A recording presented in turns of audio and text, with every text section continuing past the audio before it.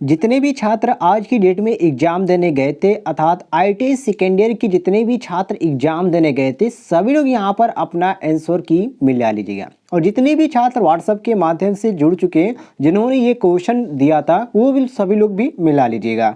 तो चलिए यहाँ पर मैं क्वेश्चन शुरू करता हूँ और जो लोग फेसबुक ग्रुप से जुड़ना चाहते हैं लिंक आपको इस वीडियो के डिस्क्रिप्शन में मिल जाएगा और व्हाट्सएप से भी जुड़ना चाहते हैं तो व्हाट्सएप का भी लिंक आपको इस वीडियो के डिस्क्रिप्शन में मिल जाएगा। तो चलिए क्वेश्चन स्टार्ट करते हैं।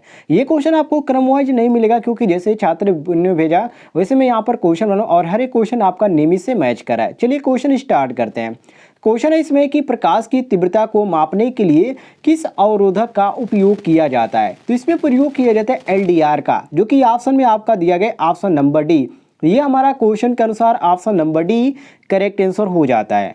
अगले क्वेश्चन पे आते हैं जिसमें क्वेश्चन पूछा गया था कि एक सक्रिय घटक कौन सा है। प्रारंभ करने वाला अर्थात इंडक्टर जिसको बोला जाता है, बी ऑप्शन है रोकने वाला जिसको रजिस्टर बोला जाता है, सी ऑप्शन है संधारित्र जिसको कैपेसिटर बोला जाता है और डी ऑप्शन दिया है ट्रांजिस्टर। तो इसमें जो आपका सही हो जाता है option number D correct answer हो जाता है अर्थात ट्रांजिस्टर। तो डी ऑप्शन क्वेश्चन के अनुसार हमारा करेक्ट आंसर हो जाता है।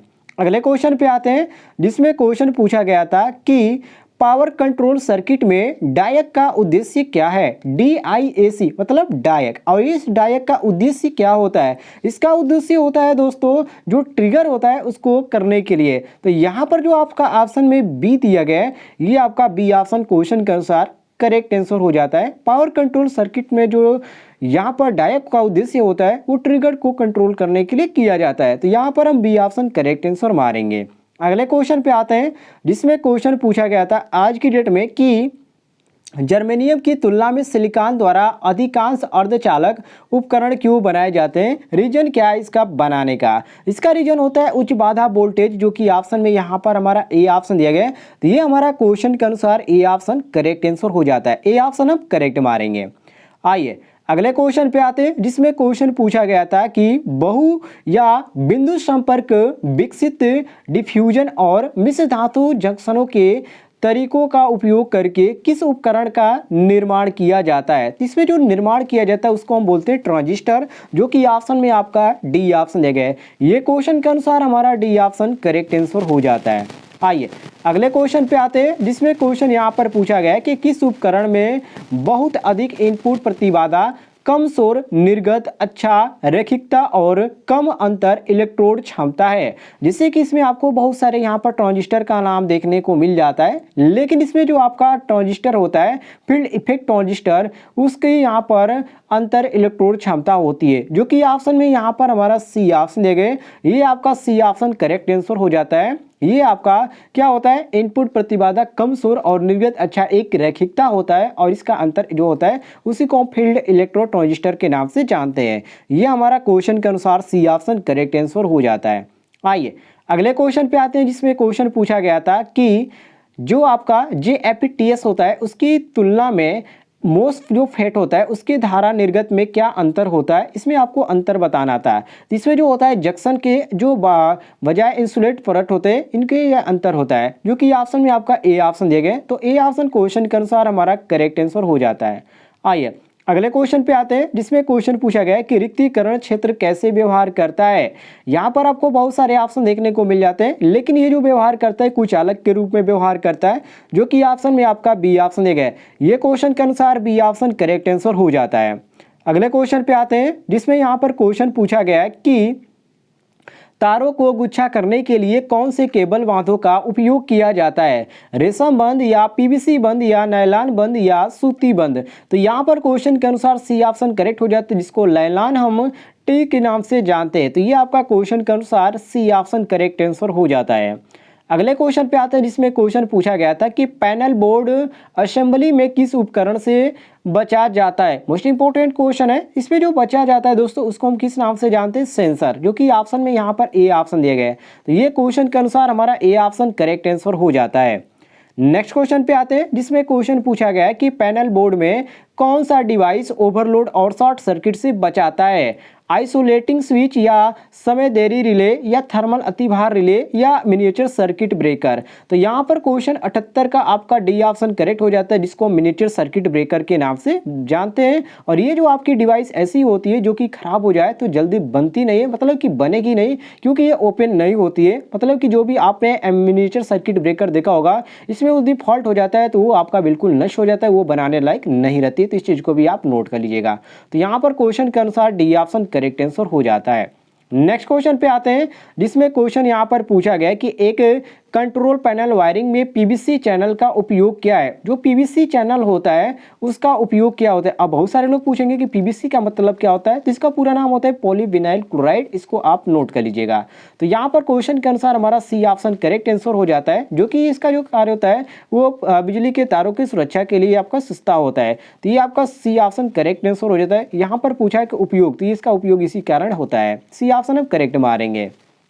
अगले क्वेश्चन पे आते हैं, जिसमें क्वेश्चन पूछा गया कि औद्योगिक अनुप्रयोग में मोटर्स के क्रमिक नियंत्रण की आवश्यकता क्यों है। रीजन यहाँ पर आपको बताना था, तो इसकी आवश्यकता क्यों है। इसमें आपका यहाँ पर जो आपका सही हो जाता है डी ऑप्शन की ऑपरेशन की सटीकता को बढ़ाने के लिए इसकी आवश्यकता पड़ती है, जो कि ऑप्शन में यहाँ पर जो सही मैच करा है वो हमारा ऑप्शन नंबर डी मैच करा है। तो ये डी ऑप्शन क्वेश्चन के अनुसार हमारा करेक्ट आंसर हो जाता है। आइए अगले क्वेश्चन पे आते हैं, जिसमें क्वेश्चन आपसे पूछा गया था कि कौन सा डिवाइस पैनल बोर्ड में पट्टियों और गुथे हुए केबलों से चमक आने से रोकता है। ये भी आपका इंपॉर्टेंट क्वेश्चन था, और इसमें जो आपका तार फेरुल होता है यही चमक आने से रोकता है, जो कि ऑप्शन में आपका बी ऑप्शन दिया था। तो क्वेश्चन के अनुसार बी ऑप्शन हमारा करेक्ट आंसर हो जाता है।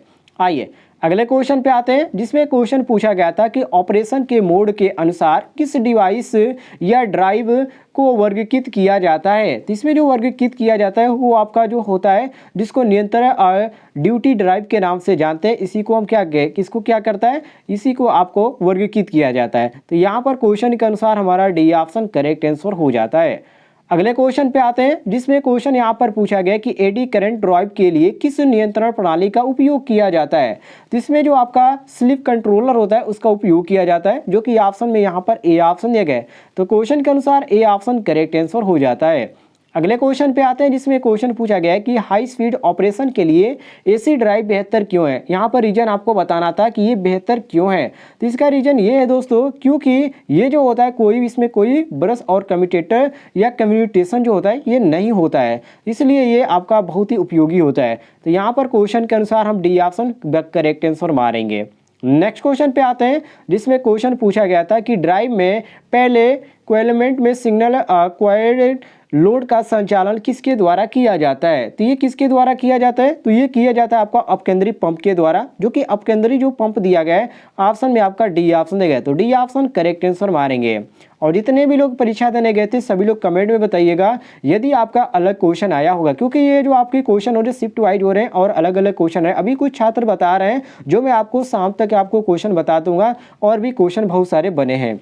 चलिए नेक्स्ट क्वेश्चन है कि क्यों एसी ड्राइव ज्यादातर प्रक्रिया संयंत्र में उपयोग किया जाता है। चलाने के आसान या अदर ऑप्शन आपको देखने को मिल जाते हैं, लेकिन इसमें आपका जो सही हो जाता है ऑप्शन नंबर डी सही हो जाता है, रख रखाव मुक्त लंबा जीवन, जो कि ऑप्शन नंबर डी दिया गया है। तो क्वेश्चन के अनुसार हमारा डी ऑप्शन करेक्ट आंसर हो जाता है। आइए नेक्स्ट क्वेश्चन आपसे पूछा गया था कि किस शब्द से तात्पर्य है कि किसी पदार्थ का द्रव्यमान इलेक्ट्रोलाइट से एक कूलाम विद्युतीय द्वारा मुक्त होता है। ये भी आपका इंपॉर्टेंट क्वेश्चन था। अब इसमें जो आपका सही हो जाता है ये आपका विद्युतीय रसायन तुल्यांक जो होता है ये करेक्ट आंसर हो जाता है। ये क्या होता है, मुक्त होता है। विद्युतीय द्वारा क्या होता है, ये मुक्त होता है। तो यहाँ पर हम क्वेश्चन के अनुसार डी ऑप्शन करेक्ट आंसर मारेंगे। चलिए अगले क्वेश्चन पे आते हैं, जिसमें क्वेश्चन आपसे पूछा गया था कि स्वचालित वोल्टेज स्टेबलाइजर में किस प्रकार की आउटपुट ट्रांसफार्मर का उपयोग किया जाता है। इसमें जो प्रयोग किया जाता है वो आपका ऑटो ट्रांसफार्मर होता है, जो कि ऑप्शन में यहाँ पर ए ऑप्शन दिया गया है। तो ये हमारा क्वेश्चन के अनुसार ए ऑप्शन करेक्ट आंसर हो जाता है। आइए अगले क्वेश्चन पे आते हैं, जिसमें क्वेश्चन पूछा गया कि सर्वे वोल्टेज स्टेबलाइजर में किस ट्रांसफार्मर का उपयोग किया जाता है। इसमें जो जिस ट्रांसफार्मर का उपयोग किया जाता है उसको हम किस नाम से जानते हैं, उसको हम बोलते हैं टोरिडियल ऑटो ट्रांसफार्मर, जो कि ऑप्शन में यहाँ पर सी ऑप्शन दिया गया। तो ये क्वेश्चन आपका मोस्ट इंपॉर्टेंट था और बहुत सारे छात्रों को ये मालूम नहीं था। तो जितने भी छात्र परीक्षा देने गए थे उनको कन्फ्यूजन था, तो मिला लीजिएगा। आइए अगले क्वेश्चन पे आते हैं जिसमें क्वेश्चन पूछा जा रहा है कि सेल को लोड कराने के लिए या करने के दौरान क्या प्रभाव पड़ता है, धारा शक्ति गिर जाती है या शून्य हो जाती है, इसको आपको बताना था। तो इसमें दोहरीकरण हो जाता है, ठीक है। तो यहाँ पर आपका बी ऑप्शन करेक्ट आंसर हो जाता है। अगले क्वेश्चन पे आते हैं जिसमें क्वेश्चन पूछा गया था कि बिजली उत्पादन के लिए भारत में कौन सा ईंधन प्रचुर मात्रा में उपलब्ध है। मोस्ट इंपॉर्टेंट क्वेश्चन था। अब इसमें जो आपका सही हो जाता है ऑप्शन नंबर ए कोयला, ठीक है, ये प्रचुर मात्रा में उपलब्ध है भारत में। तो ये क्वेश्चन के अनुसार ए ऑप्शन करेक्ट आंसर हो जाता है। अगले क्वेश्चन पे आते हैं जिसमें क्वेश्चन पूछा गया था कि ऊर्जा का प्राकृतिक स्रोत क्या है। वेरी वेरी इंपॉर्टेंट क्वेश्चन और बहुत ही इजी क्वेश्चन है। ऊर्जा का जो प्राकृतिक स्रोत है वो आपका सूर्य है। तो ये हमारा क्वेश्चन के अनुसार ए ऑप्शन करेक्ट आंसर हो जाता है। यदि आपका क्वेश्चन अलग था तो कमेंट में जरूर बताइएगा, आपको दोबारा बता दिया जाएगा। फिलहाल दोस्तों मिलते हैं नेक्स्ट वीडियो में।